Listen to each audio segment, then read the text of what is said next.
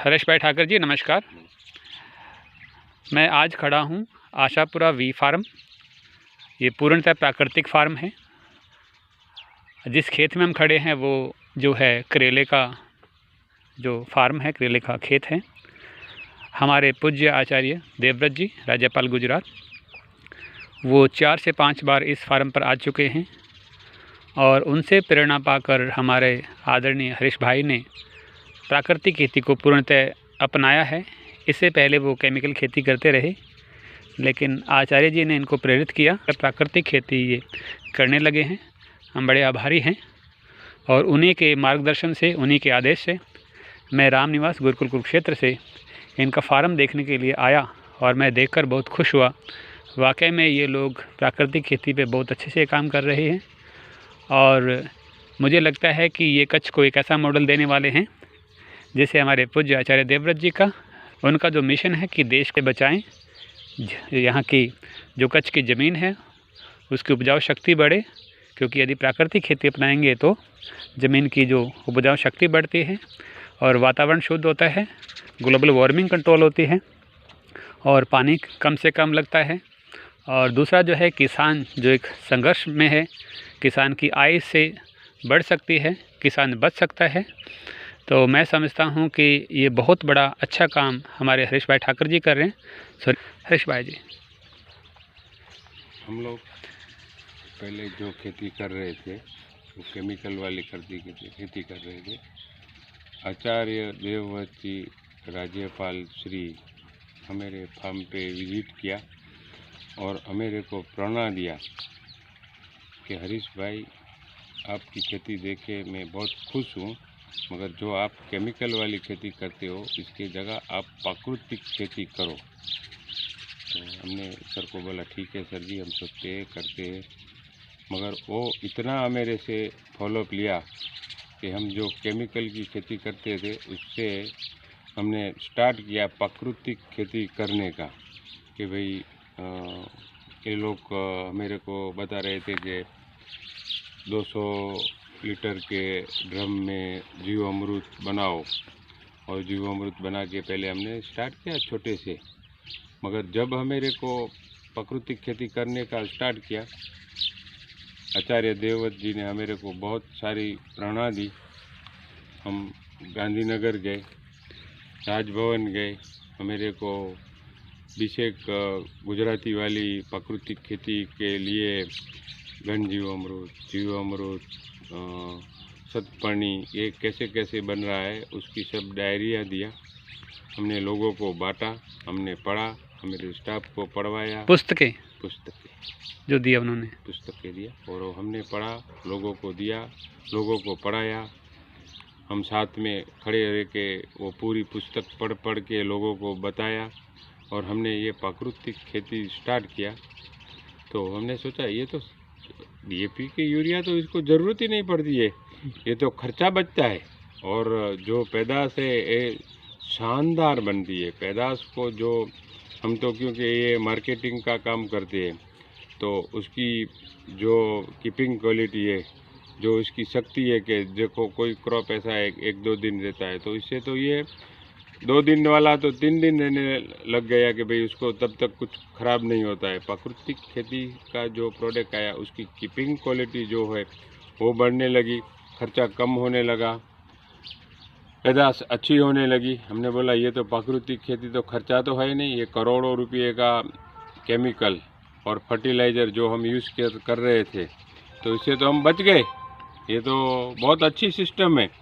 फिर तो जो हमने उनसे प्रेरणा लेके बनाया, बहुत बड़े पाइये से बना दिया। अभी तो हम जो है वो जीवामृत है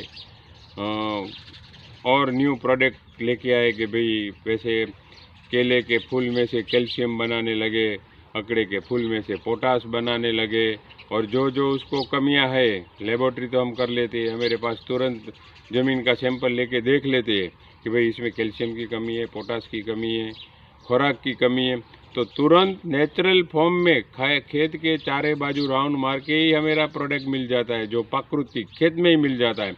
जो ज़मीन के लिए कैल्शियम कमी है तो हम कैल्शियम, हमारे फार्म में केला लगा हुआ है तो केले के फूल में से बना लेते हैं। ज़मीन को पोटास की कमी है तो अकड़े में से पोटास बना रहते हैं। जो डीएपी की कमी है वो तो जीव अमृत ही है, उसका जीव अमृत नाम इसके लिए डाला गया है कि उसको जीव और अमृत है, वो जीव अमृत ही है। उसको जीव अमृत हमने बनाया, वो 200-200 लीटर के कैरबे में बना रहे थे, वो हमने शिक्षा दी गई थी। मगर हम उसको तो बढ़ा के 80,000 लीटर बनाता होगा कोई इंडिया में, मगर हम तो 80,000 लीटर का जीव अमृत एक साथ बनाते हैं, एक साथ चलाते हैं। 7 दिन 8 दिन में गर्मी की सीजन में हम जीव अमृत बना के पौधे को दे रहे हैं 80,000 लीटर। वो बहुत बड़ी बात है, बहुत बड़ी बात। अपने को कुछ भी बोलना है तो इजी है, 80,000 करोड़ों में कुछ बातें कर ले तो वैसे 80,000 लीटर जीव अमृत हम एक साथ बनाते हैं। और आचार्य देवव्रत जी की प्रेरणा से हमने गौशाला भी बहुत भव्य बना रहे हैं। और अभी खाद मुहूर्त भी आचार्य देवव्रत जी गौशाला का करके गए। और भी हमारे पास छोटी सी गौशाला थी जिसमें 40-50 गायें थी, मगर अभी उसको बहुत भव्य गौशाला बना रहे। हमारे को जब ये प्रेरणा दी कि भाई ये गाय में इतनी ताकत है, प्राकृतिक खेती में इतनी ताकत है, क्योंकि जब तक जो भी किसान है कि आदमी है, जब तक वो करता नहीं है तब तक वो जूनी सिस्टम में चलता है कि नहीं अपने को ऐसा होता है कि नहीं केमिकल से ही पकता है, इससे ही पकता है, इससे ही पकता है। आप कुछ सिस्टम अपनाए तभी पता चले कि भाई ये प्राकृतिक हो सकता है। मैं ऐसा सोचता था कि भाई ये प्राकृतिक सब बोलने की बातें है, नहीं हो सकता है, मगर जब हमने करके देखा तब पता चला कि भाई ये केमिकल वाले से प्राकृतिक बहुत अच्छी सिस्टम है। और अभी भी हमारे यहाँ कथाकार मोरारी बापू है, वो भी कथा में भी बोले कि आचार्य देवव्रत जी जो प्राकृतिक खेती का अभियान चला रहे हैं, वो कहाँ भी कोई प्राकृतिक का विषय का है तो कितना भी है, कौन भी लोग है बुलाएगा तो प्राकृतिक के विषय में वो बताएंगे।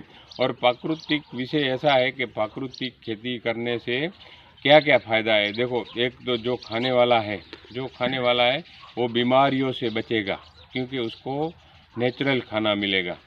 फिर जो किसान है उसकी तो ज़मीन बचेगी। फिर अगले जन्म का जो वो कर्म करता है ना, अभी उसको आदमी कोई भी है अगले जन्म के लिए अपन कुछ पुण्य करते हैं तो वो पाप कर रहे हैं अपन कि भाई करोड़ों अब जो जीव मार के अपने को अपने लिए पैदा करना, कितना ही पाप करने के बाद वो अपने उससे ले रहे हैं, तो उनसे भी बचेंगे कि एक अगले जन्म के लिए। अब जो करोड़ों जीव, हम कुछ पहले गांव में रहते थे, यहाँ से मांडवी तालुके में छोटा सा बिदड़ा गांव था, तो हमारे पिताजी बोले कि भाई देखो हम आम का बगीचा ले रहे हैं और आम की सीज़न में अब जो जीव जैसे आम के ऊपर दवा पेस्टिसाइड स्प्रे किया, फिर नीचे जंतु मर गया कि नहीं मर गया उसके लिए वाइट कपड़ा नीचे बिछाते थे, तो वो वाइट कपड़ा नहीं दिखता था, वो सब मरे हुए जंतु दिखते थे। तो अभी ऐसा हुआ कि भाई इतना पाप कर रहे हैं तो वो छोड़ के हम भूज में शिफ्ट हुए कि भाई बच्चे लोग पढ़े और कोई ऐसा काम करे कि इनसे बचे। तो हमने वापस यहाँ आके वेजिटेबल लगाया, पाप का तो काम शुरू कर दिया था, मगर हमेरे को आचार्य देवव्रत जी इनसे बहुत अच्छी प्रेरणा दे के हमेरे को भी बचाया, लोगों को भी बचाया। और हम लोग पूरे कच्छ में जो केला है, पपीता है, वेजिटेबल है, नेट हाउस है, तो ये सब नेट हाउस कच्छ में फर्स्ट हमने बनवाया। केला पपीता हम लोग सब्जी की बिजनेस कर रहे थे तो लोग बाहर से लेके यहाँ बेच रहे थे, तो हमने यहाँ उगवाया, लोगों को प्रेरणा दी कि भाई अपने कच्छ में केला भी होता है, पपीता भी होता है, तरबूज भी होता है, टेटी भी होता है। अभी तो हज़ारों हेक्टर में तरबूज भी होता है, पपीता भी होता है। अभी सब लोग अपन ऐसा चलाया तो आचार्य देवव्रत जी ने बोले कि भाई आप जैसे अच्छे किसान है तो ये आप प्राकृतिक चलाएंगे तो और लोग भी चलाएंगे। तो अभी हम लोग जो जीव अमृत का प्लान बनाया है तो बहुत ही लोग अभी ये सिस्टम अपनाने लग गए कि भाई नहीं, ये प्राकृतिक कर रहा है, अच्छा किसान है तो उसमें कुछ फ़ायदा होगा तो ही कर रहा है। तो ये तो हमेरे को तो प्रेरणा आचार्य देवव्रत जी ने दी है, और ये जो प्रेरणा है हम लोग बोलते हैं कि हर किसान प्राकृतिक खेती चलाए, और ये प्राकृतिक से उसको फ़ायदा है, नुकसान नहीं है। क्योंकि ज़मीन बचेगी, पैदाश बढ़ेगी, खर्चा कम होगा। जो अपना वड़ा प्रधान जी साहब नरेंद्र मोदी, अमित शाह साहब बोल रहे हैं कि भाई आप भी प्राकृतिक खेती करो, मेरे किसान की इनकम बढ़े, दुगनी होए, 2022 तक किसान की इनकम दुगनी होए। तो प्राकृतिक खेती सही ढंग से जीवामृत बनाया, घन जीवामृत बनाया, जो प्रोडक्ट ज़मीन के लिए ज़रूरियात है वो सब प्राकृतिक की तरह अपने खेत में भी मिल जाती है। सिस्टम से प्राकृतिक करेगा, जो सिस्टम से प्राकृतिक करेगा, मैं 2 बार बता रहा हूँ, तो उसको घाटा नहीं होगा, फ़ायदा होगा, नुकसान नहीं होने वाला है। प्राकृतिक से हम भी डर रहे थे, लोग भी डर रहे हैं, मगर उससे डरने की कोई बात नहीं है। अपने आपकी ज़मीन 10 एकड़ है तो 2 एकड़ में चला के करके देख लो, आपको फ़ायदा होवे तो आगे बढ़ो। प्राकृतिक से हर किसान को फ़ायदा ही होने वाला है, प्राकृतिक से हर किसान को फ़ायदा होने वाला है। ज़मीन बचेगी, पाप से बचेगा, लोगों को केमिकल वाला खिलाने से अपन बचेंगे। लोगों को जो ये मेडिकल में कैंसर, डायबिटीज़ वगैरह वगैरह बीमारियां आती है, ये अपन केमिकल चला के ये बीमारियां सब आ रही है। इनसे भी लोगों को भी बचाएंगे, ज़मीन को भी बचाएंगे और अपनी इनकम भी बढ़ेगी। खाली उनको बचाएंगे नहीं, अपनी इनकम भी बढ़ेगी। इनकम ऐसे बढ़ेगी कि अभी खातों का दाम कितना है, वो खातों अपन नहीं लेंगे, अपनी सब प्राकृतिक खेती बना के डालेंगे तो ये सब खर्चा बचेगा, इनकम बढ़ेगी। पहले थोड़ा समय ऐसा लगेगा कि भाई ये साला इनकम नहीं हो रहा है, खर्चा ये, मगर उसको दिल से चलाएगा, जो दिल से चलाएगा उसको फ़ायदा ही फ़ायदा है प्राकृतिक खेती। बहुत बहुत धन्यवाद हरीश भाई जी ठाकुर। आपने बड़े ही एक सरल सुंदर शब्दों में ये कह लीजिए कि किसान जिसको अच्छे से समझ पाए, और आपने प्राकृतिक खेती की इस महत्ता को, इम्पोर्टेंस को बताया। और मैं समझता हूँ कि आपका ये आशापुरा फार्म जो है ये कच्छ में एक आदर्श मॉडल बनेगा, और जिससे हमारे पूज्य आचार्य जी का जो सपना है कि पूरा देश जो है प्राकृतिक खेती को अपनाकर हमारी इस भूमि को बंजर होने से बचाए, और हमारी जो किसान की आय बढ़े, हमारी देसी गाय बचे, वातावरण शुद्ध हो, और सबसे जो महत्वपूर्ण है हमारा स्वास्थ्य जो दिन प्रतिदिन बिगड़ता जा रहा है, जो हम केमिकल के जो प्रोडक्ट खाते हैं, रासायनिक उत्पाद खाते हैं, उनसे हमारा स्वास्थ्य जो बिगड़ता जा रहा है, वो प्राकृतिक खेती का प्रोडक्ट अगर हम खाएंगे तो हमारा स्वास्थ्य सही रहेगा, हमारा स्वास्थ्य अच्छा रहेगा, देश बचेगा, किसान बचेगा, और हमारा जो पानी की जो खपत है वो बहुत ज़्यादा होती है केमिकल फार्मिंग में, वो भी बचेगी, हमारा पानी बचेगा, हमारी ज़मीन बचेगी, तो आने वाली पीढ़ियों को उपजाऊ ज़मीन देकर जाएंगे। और हमारा जो ये मिशन है प्राकृतिक खेती का, जो हमारे पूज्य आचार्य देवव्रत जी ने पूरे देश में चला रखा है, वो मिशन कामयाब होगा। और मैं समझता हूँ कि आप उसमें बहुत बड़ा हमारा सहयोग कर रहे हैं, पूज्य आचार्य जी का सहयोग आप कर रहे हैं, उसके लिए आपका बहुत बहुत धन्यवाद। नमस्ते।